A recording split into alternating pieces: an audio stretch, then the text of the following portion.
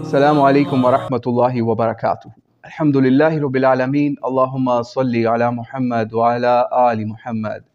آج کی اس نشست میں ہم خان صاحب کی تقریر کا انالیسس کریں گے، اس کا کرکس، اس کا خلاصہ، اس کا کریٹیکل انالیسس، اپوزیشن، اور آج ہمیں کیا کرنا ہے یا خان صاحب کو کیا کرنا ہے اس حوالے سے، یا ان کے قول اور فعل میں کیا چیزیں تھیں اس کا کچھ اعادہ کریں گے۔ تو آئیے اس کا آغاز کرتے ہیں۔ خان صاحب نے اپنی تقریر کا آغاز سورۃ الاحزاب قرآن پاک سے آیت نمبر 22 سے کیا۔ بہت زبردست میسیج تھا، ضرور اس کو بار بار پڑھیے گا، لیکن اس کا کانٹیکسٹ بھی پڑھیے گا کہ جب کفار کے لشکر آئے تو مسلمانوں کا ایمان کیسے بڑھ گیا۔ اور اس کے بعد پھر خان صاحب نے ایاک نعبد سے اپنی تقریر کا آغاز کیا، اور چلتے چلتے سارا یہ بتایا کہ یہ جو اس وقت کرنٹ گیم چل رہی ہے عدم اعتماد کی، وہ کس طریقے سے بیرونی طاقتیں اس میں انوالو ہیں، لیٹر میں کیا ہے، اس میں کس طرح ان کو تھریٹ کیا جا رہا ہے، اور میں بھی کہا کہ انہوں نے اس کے اندر، یعنی میں نے کیا سٹرگل کی، میں نے پاکستان کے لیے کیا کیا، مجھے اللہ نے کیا عطا کیا۔ پھر اس کے ساتھ ساتھ انہوں نے اس کے اندر نبی علیہ السلام کا ذکر بھی کیا، اس کے ساتھ ساتھ علامہ اقبال کا ذکر کیا، اللہ کی توحید کا ذکر کیا، مولانا رومی کے قول کا ذکر کیا، اور بہت اچھی اچھی باتیں بھی کی اس کے اندر۔ اور اس کے ساتھ ساتھ وکی لیکس کا ذکر کیا، اور اپوزیشن میں جیسے کہ مولانا فضل الرحمان، شہباز شریف اور دیگر، زرداری صاحب، ان لوگوں کے بھی جو وکی لیکس اور مختلف حوالوں سے ان کا ذکر بھی کیا کہ کس طریقے سے بیرونی ایجنڈے پر یہ لوگ کام کرتے رہے ہیں۔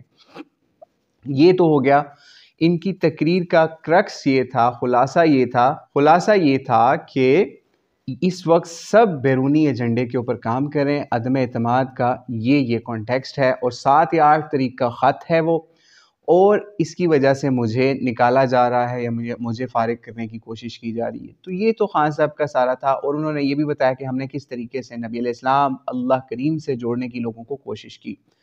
تو یہ تو تھا ان کا سارا کرکس، اور اس میں رشیا کا بھی ذکر کیا گیا، رشیا کے ٹرپ کا ذکر کیا گیا، اور اس طرح کی باتیں بھی کی گئیں کہ رشیا کے جانے کے اوپر ہی سارا یہ معاملہ سٹارٹ ہو گیا۔ اب ہم اس کے کریٹیکل انالیسس کی طرف جاتے ہیں کہ اس میں کیا جھوٹ کی بھی کوئی ملاوٹ کی خان صاحب نے۔ تو اس میں لگتا یہی ہے کہ جھوٹ کی کہیں نہ کہیں ملاوٹ ضرور ہے، یا پھر وہ سلپ آف ٹنگ ہے۔ مثال کے طور پہ انہوں نے کہا اپنی تقریر کے اندر کہ میں نے سابقہ سیکٹریز یا سابقہ فوج کے عہدیداروں سے بھی مشورہ کیا اس ٹرپ سے پہلے۔ تو یہ بہت بڑا بلنڈر ان کی ویڈیو کے اندر ہے، کیونکہ انہوں نے یہ نہیں کہا کہ میں نے کرنٹ جو بھی ہیں آفیشلز ان کے ساتھ یہ اس کا سارا ٹرپ ڈیسائیڈ کیا اور وہاں کا ایجنڈا ڈیسائیڈ کیا۔ پھر اس کے ساتھ ساتھ انہوں نے کہا کہ 7-8 تاریخ کو خط لکھا، تو OIC کے اجلاس کے اندر کیوں پھر امریکہ کی ایمبیسیڈر یا فارن منسٹر کے ساتھ شاہ محمود کی تصاویر شاہ محمود خود وائرل کر رہا ہے، وہ تصویر بھی آپ دیکھ سکتے ہیں۔ تو یہ سب کچھ کیا تھا؟ کیا یہ خودداری اس وقت ان کی سوئی ہوئی تھی؟ کیا اس وقت خودداری نہیں تھی؟ کیا اس وقت یا پھر ان کو ٹھنڈا کرنا تھا؟ OIC کے اجلاس کے اندر چائنا کے ایمبیسیڈر کیا کر رہے تھے، یا چائنا کے نمائندے کیا کر رہے تھے؟ اگر خط واقعی اس وقت تک 7 تاریخ کو تھا، تو 2 ہفتے بعد کی جو میٹنگ تھی OIC کی، اس کے اندر وہ خط کیوں نہیں پیش کیا گیا؟ کیوں دنیا کے دوسرے ممالک کو اعتماد میں نہیں لیا گیا؟ کیوں عدم اعتماد کے دن کے لیے ہی اس کو سرپرائز رکھا گیا؟ تو یہ سارے سوالات ہیں جس کی وجہ سے ان کے کچھ بیانات مشکوک ہو جاتے ہیں، لیکن بہرحال اوورآل انہوں نے جو خودداری کے اوپر درس دیا بہت زبردست تھا۔ پاکستان کو اور تمام اسلامی ممالک کو خودداری کا اور خود انحصاری کے اوپر آنا چاہیے۔ اب ہم چلتے ہیں کہ اپوزیشن نے کیا ان کی تقریر پر رد عمل دیا، وہ آپ کی اسکرینوں کے اوپر اسکرین شاٹس لگا دیتے ہیں۔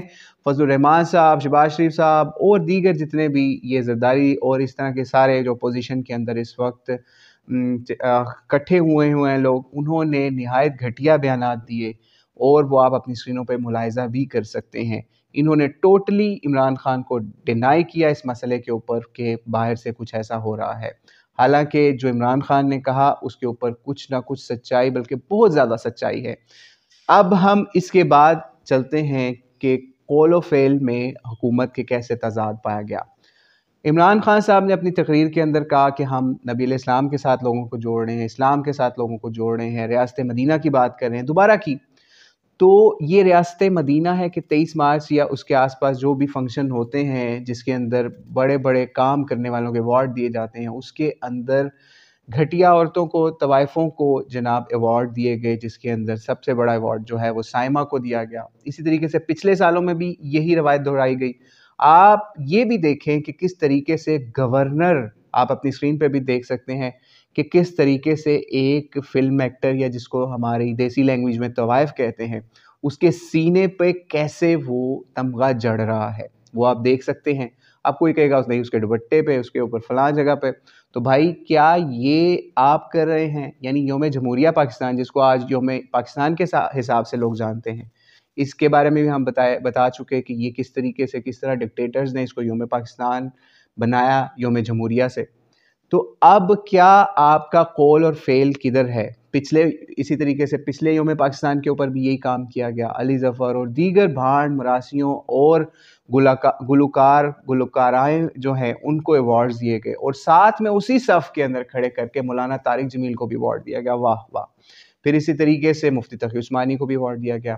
یعنی ان لوگوں کو ایوارڈ دیا جو حکومت سپورٹر ہے، حکومتی، جن کو ہم اپنی زبان میں درباری ملا بھی کہہ سکتے ہیں۔ تو یہ کیا قول و فعل میں تضاد نہیں کہ ایک طرف ریاست مدینہ کی بات کرنا اور دوسری طرف اس طرح طوائفوں کو نوازنا اور ان کو پاکستان کے جھنڈے والے ایوارڈ عطا کرنا؟ تو آپ تو کس کو سپورٹ کر رہے ہیں؟ آپ خود سوچ لیں۔ پازیٹیو کام بھی ہوئے، پازیٹیو کاموں میں ایک کام یہ ہوا کہ نبی الاسلام کی سیرت سے لوگوں کو جوڑنے کی کوشش کی گئی، ختم نبوت کا حلف نامہ جو ہے وہ نکاح نامے میں شامل کیا گیا، اور اسی طریقے سے مسٹر چپس جو بدنام زمانہ ناول تھا، اس کو ہمارے کورس سے نکال کے اسی جگہ نبی علیہ السلام کی سیرت کو لگایا جا رہا ہے۔ تو یہ اس طرح کے پازیٹیو نیگیٹو کام بھی ہمارے سامنے آئے۔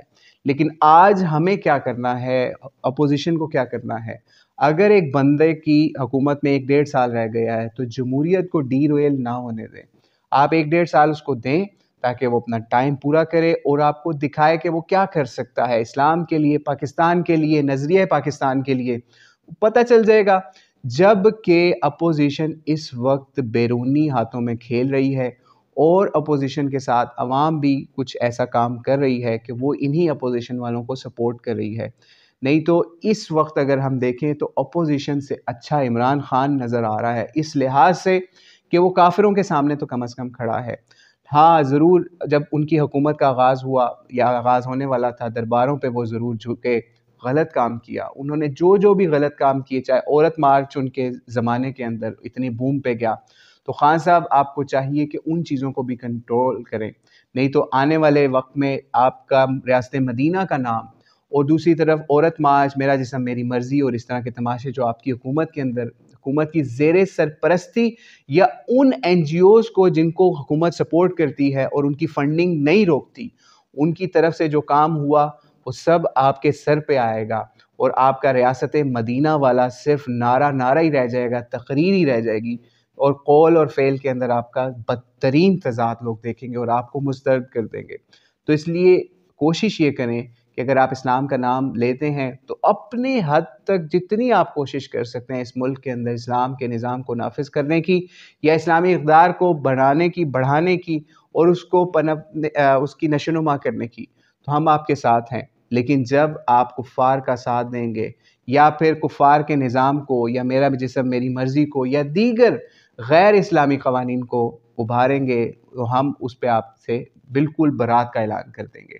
تو آج ہمیں ضرورت یہ ہے کہ کفار کے مقابلے میں ہمیں خان صاحب کے سامنے ساتھ کھڑے ہونا ہے، اور اپوزیشن کو ہمیں ڈسکریج کرنا ہے، ان کے حلقوں کے اندر جو لوگ ہیں انہیں اپنے نمائندوں کو ڈسکریج کرنا ہے کہ اگر انہوں نے عمران خان کے خلاف تحریک عدم اعتماد میں ووٹ دیا تو اگلا ووٹ ہم ان نمائندوں کو جو بکاؤ مال ہیں ہم ان کو ووٹ نہیں دیں گے، بلکہ عمران خان کو یا دیگر مذہبی جماعتیں جو کہ فضل الرحمان کے علاوہ ہیں ان کو ووٹ دیں گے، تاکہ وہ اس ملک کا نظریہ پاکستان، نظریہ اسلام زندہ کر سکیں۔